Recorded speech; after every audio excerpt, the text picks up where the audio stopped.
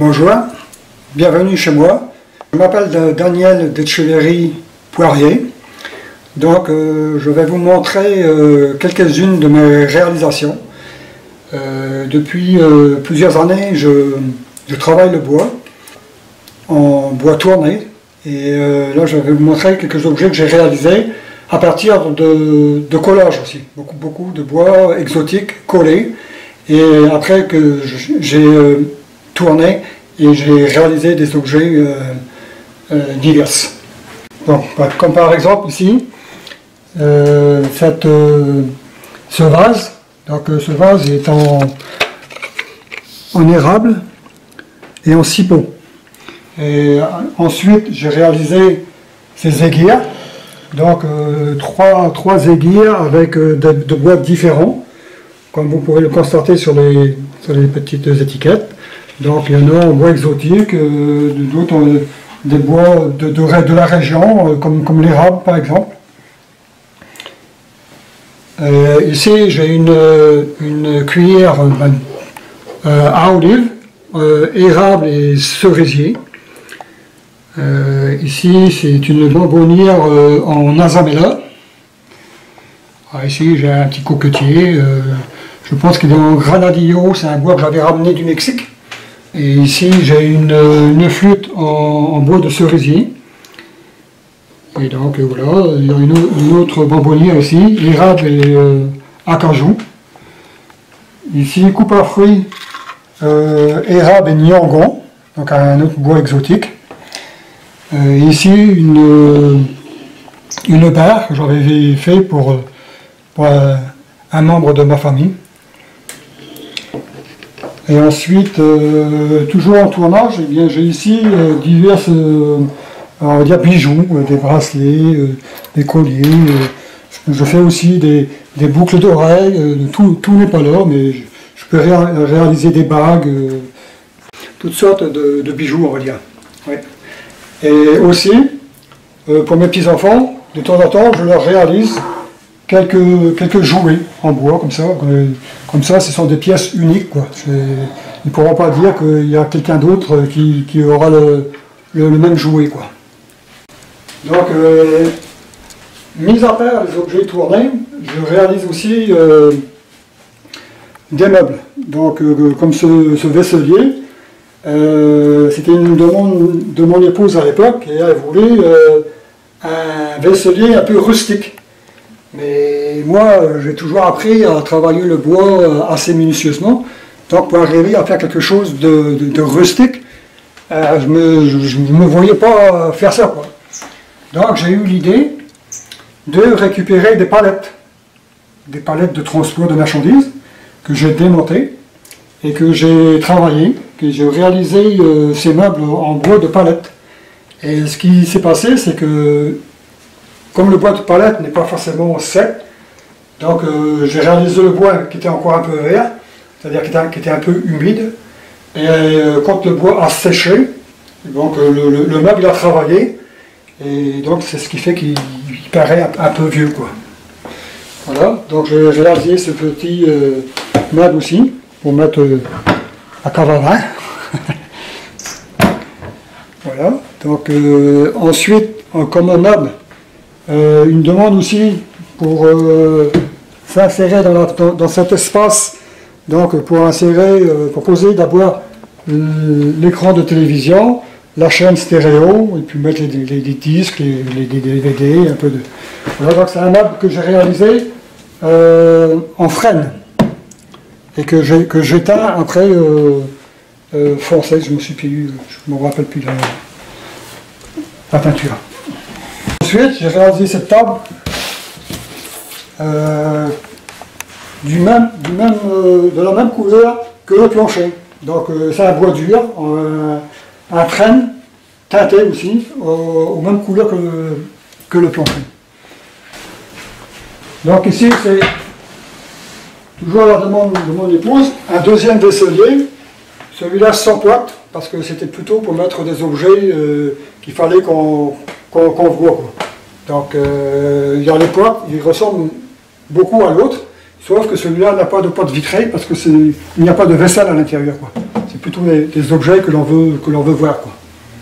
J'ai fait ça dans mon atelier, sur place, oui. J'ai fait ça aussi à la maison. Oui. Tout ça, c'est sur celui-là, comme l'autre, ça a été réalisé avec du bois de récupération de palette.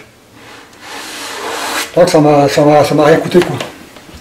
Donc, et là aussi, une demande spéciale, suite à la réalisation de ces vaisseliers, hein, de ces meubles, vous voyez la finition en haut. Donc j'ai eu une demande pour faire des étagères du même style. Donc j'ai réalisé ces étagères, vous voyez, toujours en bois de palette, hein, on voit encore les trous des clous. Et l'autre ici, pareil. Donc celle-ci, pareil. Donc une de chaque côté de la cheminée, vous voyez. Donc j'ai réalisé ces deux étagères du même style que les vaisseliers, toujours en bois de palette. Donc aussi, comme réalisation, à part les meubles que j'ai pu faire, j'ai aussi réalisé la cuisine, quoi. Tous les meubles, tous les buffets de cuisine, c'est moi qui les ai réalisés et posés, quoi. Voilà, et ici j'ai encore un objet tourné que je peux vous montrer. Une belle réalisation que j'ai faite dans les premières années de tournage. Donc c'est un vase avec beaucoup d'essences différentes. Donc là, ici j'en vois le cipot, l'érable, le chêne, le noyer, le hêtre et le vinaigrier. Donc le vinaigrier, on le nomme comme ça parce que lorsqu'on le tourne, il dégage une odeur de vinaigre. Ouais, une odeur forte de vinaigre. Donc c'est pour ça qu'on l'appelle le vinaigrier. Ouais.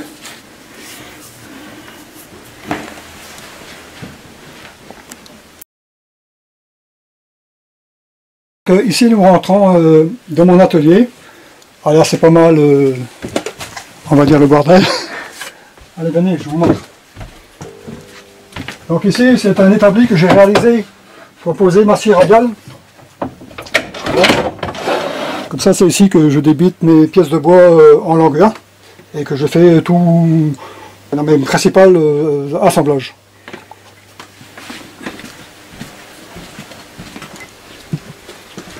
Donc, ici c'est mon espace travail, mon atelier. Donc comme vous le voyez, c'est un petit peu encombré parce que vu que je ramasse, que je récupère tout le bois, je récupère des palettes.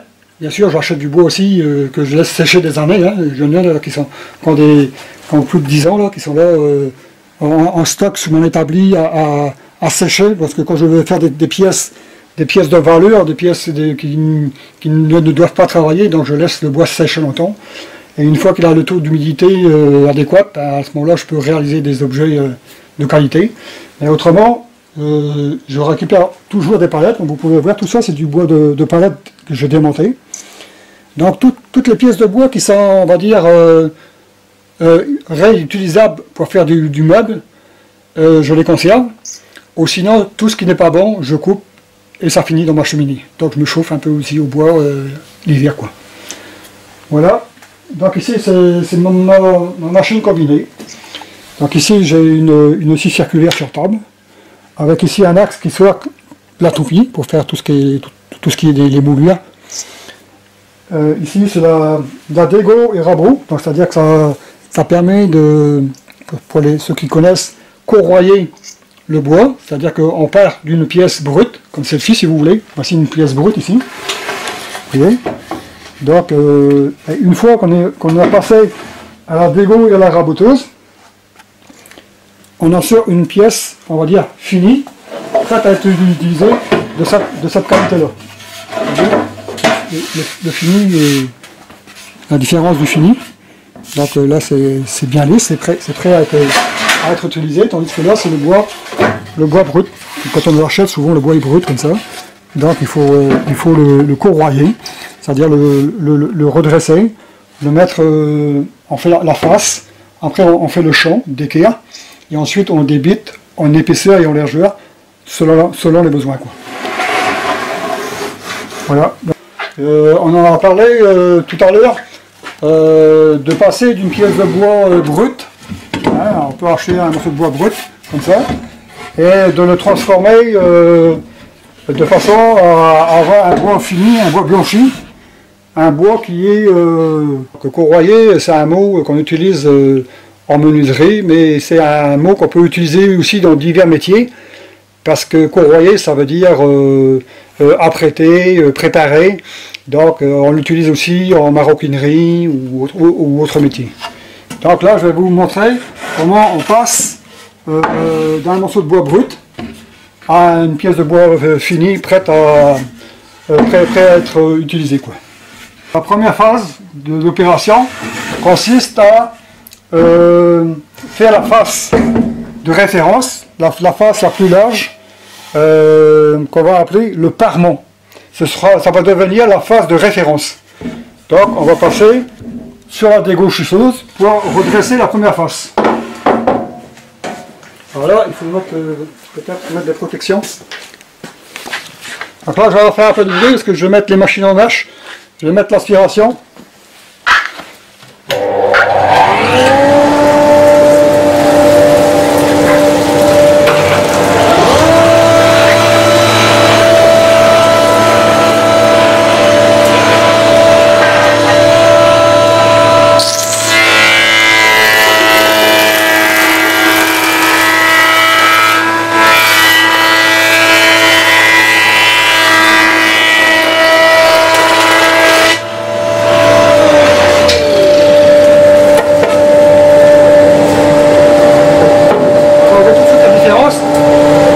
On peut enlever en couleur.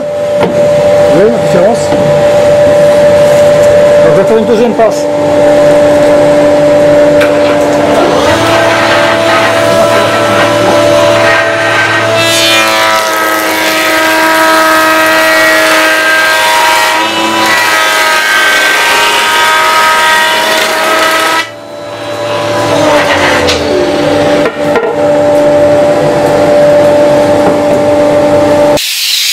Là, j'ai soufflé un peu les copeaux parce que mon système d'aspiration a un problème. Donc, je suis obligé de chasser un peu les copeaux avec la soufflette parce que sinon, ça met un peu le bois.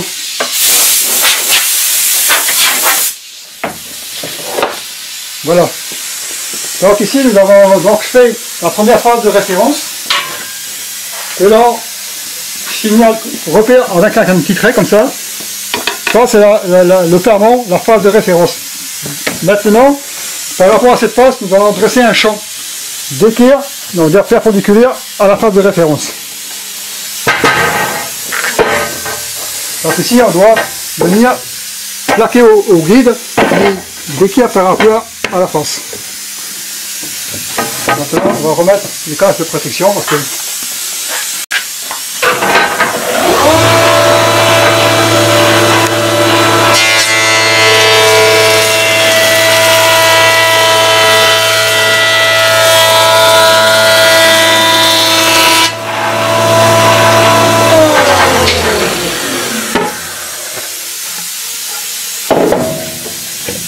voilà, donc ici nous avons le parement et le champ, les deux faces de référence.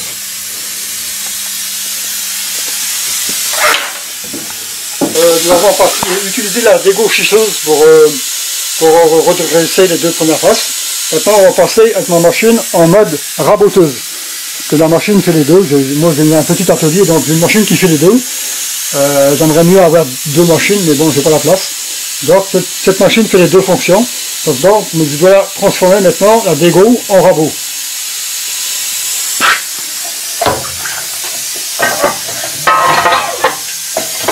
Donc là j'enlève le guide.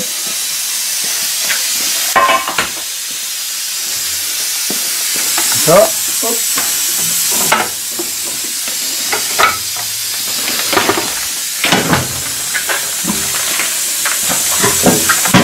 Voilà. Maintenant, ma dégauchisseuse est partie en raboteuse. Et ici, hop, je vais chasser un peu les copeaux.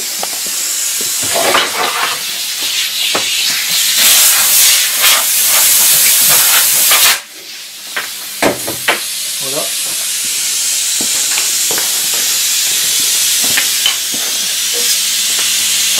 Alors, nous allons passer d'abord le champ en largeur. Donc ici j'avais choisi une pièce de bois en fonction de ce que je voulais. Donc là je suis à 13,3, 133 mm. Parce qu'en général en menuiserie on parle toujours en millimètres. Donc 133 mm et je vais venir à 130 mm ou à 13 cm. Alors ce qui arrive souvent aussi avec le bois brut, il faut faire attention parce que souvent avec les emballages, ils mettent des agrafes. Vous voyez, ici, j'ai des agrafes. Donc il faut les enlever, sinon ça peut abîmer les fers. Je vais enlever ces petites agrafes qui peuvent abîmer les fers. Voilà, donc je vais déjà passer. Donc, comme j'ai une petite machine, je vais le faire en deux passes. Je vais passer d'abord à 131 et je vais finir à 130. Je vais le faire en deux passes.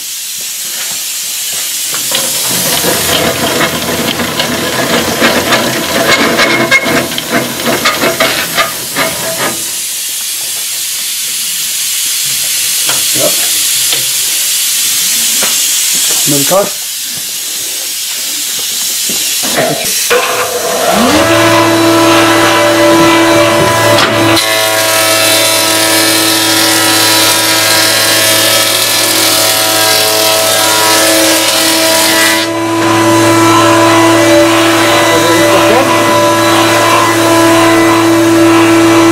131 et 20 mm pour arriver à 130.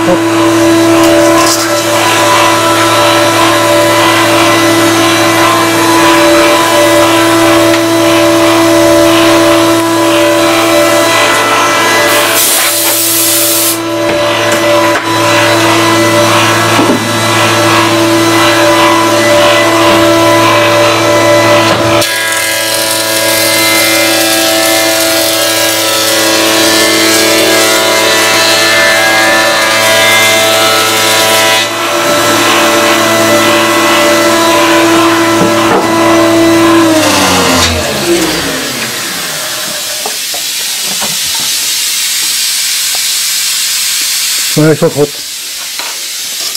Attends, on était sûr, donc je voudrais avoir un fini de 50.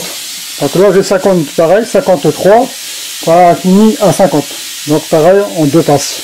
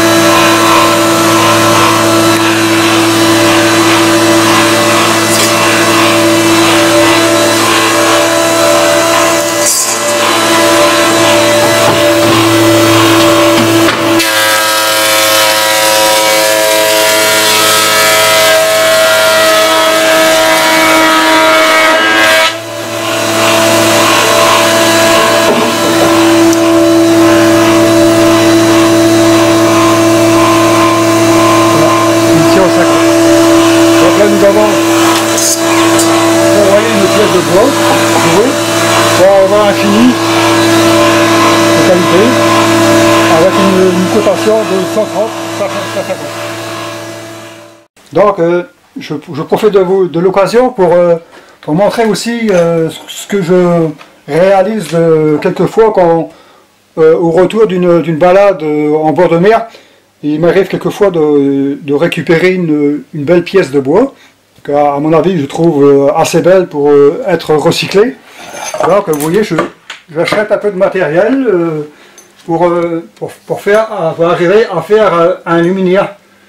Donc de temps en temps j'arrive à confectionner des luminaires à partir de bois flotté. Voilà, donc celui-là il a déjà trouvé sa place, donc il va finir dans une chambre. Voilà. Ici j'ai un petit ouvrage en cours de réalisation, parce que j'ai ma fille Floriane qui est intéressée par le travail du bois aussi. Donc, depuis quelque temps, elle vient dans mon atelier, quand on a des moments de libre.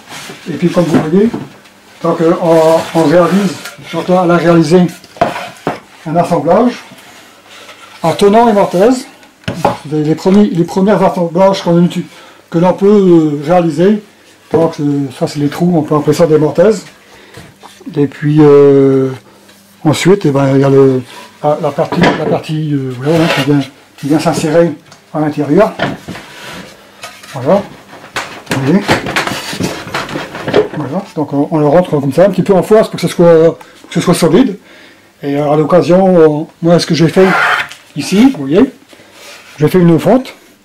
Comme ça, ben, si on veut, on peut mettre un coin en bois dur qu'on enfonce dedans, comme ça, ça sert l'assemblage. Et après, ça ne bouge plus. Comme ça, on n'est pas obligé d'utiliser de l'alcool. Voilà, ça. Et puis autrement, ben, j'ai aussi mon petit dada. Donc ici, c'est mon tour à bois. Et c'est ici que je réalise tous mes objets tournés, quoi. Donc ici, il y a, là, si vous voulez, un tour. Parce qu'on c'est ni plus ni moins qu'une pointe et une contrepointe, où entre les deux on fixe un morceau de bois qui va tourner, et avec différents outils, hein, des gouges qu'on appelle, des gouges ou des ciseaux, vous voyez, différentes gouges, voilà, ça c'est une petite gouge, et il y en a des beaucoup plus grosses, hein, si je prends celle-ci par exemple, voilà, donc ça c'est une gouge, on appelle ça une gouge à bol, qui sert à creuser à l'intérieur du bois. Autrement, il y a la gouge. Je peux vous montrer une gouge. Elle est où cette gouge?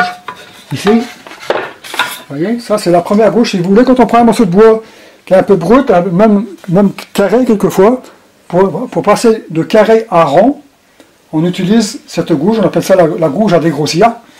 Et donc, ça permet assez rapidement de passer d'un morceau de bois carré à un morceau de bois rond. Et ensuite, ben, on a différentes gouges, bien sûr, en fonction. Il y a des gouges à profiler, quand on va faire des creux ou des bosses. Donc on a des gouges à profiler, on a des gouges. Ça, par exemple, c'est une gouge à profiler, donc assez grosse. Autrement, il y a des petites gouges à profiler. Ça dépend de la doucine qu'on veut faire. Si on veut faire une bosse assez importante ou un creux plus serré, donc on prend une gouge plus fine. Et un outil que j'apprécie tout particulièrement,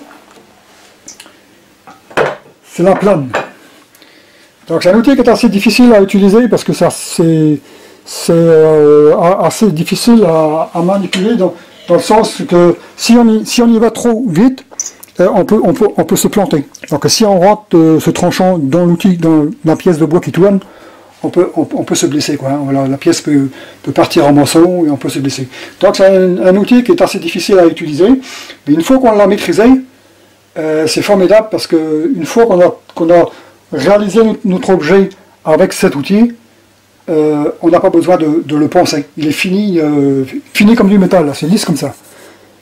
C'est un outil, moi je trouve que c'est un outil formidable. Oui. Voilà. Après, ici c'est mon espace de travail. Donc ici on peut voir la panoplie de tous mes outils, donc que je peux utiliser pour faire de la menuiserie. Parce que moi, à la base, j'ai une formation de menuisier. Je suis sorti de l'école avec un CAP de menuiserie. Et tout le restant, le tour à bois, ou tout ce que je fais sur le bois, les collages et tout ça, donc c'est avec des bouquins que j'ai achetés et que j'ai appris par moi-même. Donc j'ai pas eu de formation de tourneur ou d'ébéniste, mais j'ai tout appris après sur le tas de moi-même en achetant des livres et en apprenant avec les bouquins, quoi. Voilà, et je vais vous montrer un assemblage que j'ai préparé, vous voyez ici. Donc c'est du noyer. Donc le bois foncé c'est du noyer, et ici c'est du bois d'érable, hein, de l'érable. Et ces pièces de bois là, elles sont là depuis 15 ans. Parce que j'ai réalisé un objet, et puis ça, c'est avec les restants que j'avais. Donc, plutôt que de les laisser en vrac, je les ai assemblés comme ça ils vont sécher comme ça. Et la journée que je vais en avoir besoin, ben, j'ai plus qu'à les séparer, les coller, et même à l'occasion, si je veux augmenter le diamètre, je peux toujours rajouter d'autres essences de bois entre les deux. Je peux rajouter une lamelle je sais pas, de Wakapou, ou de Niangon, ou de chêne, ou peu importe. Et là, ça me permettrait d'augmenter encore le diamètre avant de le tourner.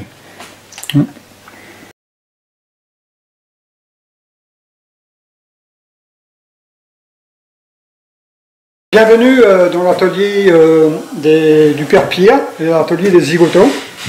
Donc c'est ici que les zigotos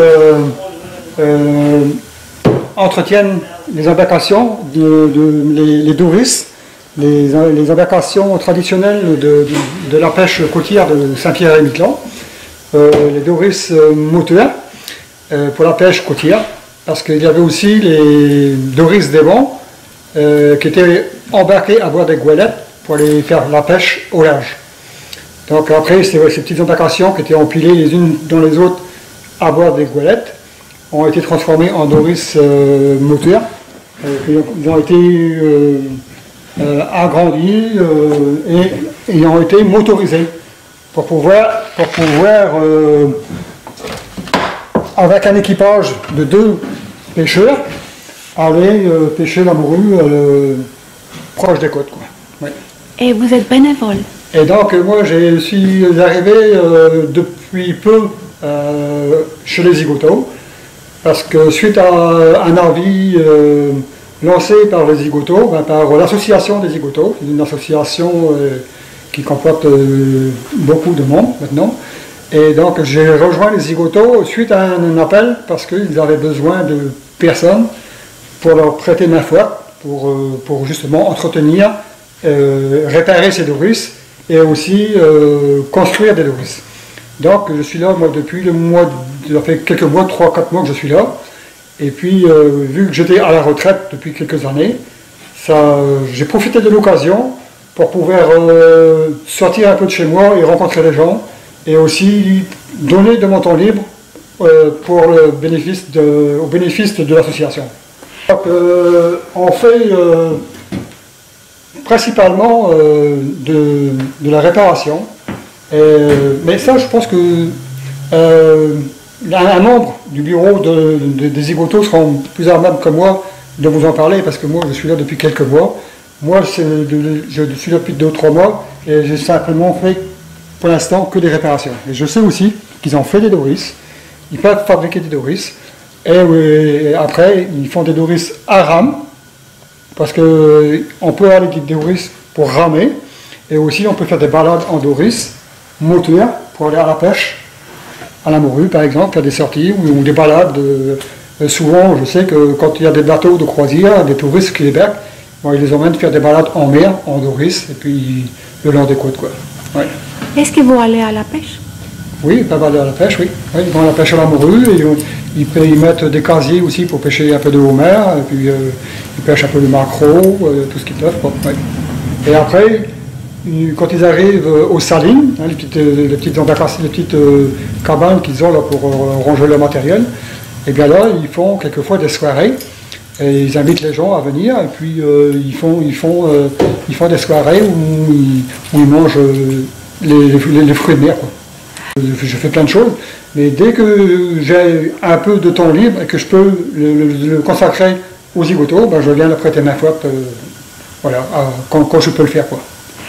Je suis là depuis très peu et j'ai trouvé une équipe formidable. Les portes sont toujours ouvertes, les gens peuvent venir les rencontrer, ils peuvent même venir en fin de soirée, quelquefois ils prennent un petit apéritif, et les gens sont bienvenus, ils sont toujours bien accueillis, et puis j'invite tous les gens qui passent dans le coin, qui viennent à Saint-Pierre-et-Miquelon, ils seront toujours bienvenus, et visiter les zigotos, ils seront reçus formidablement.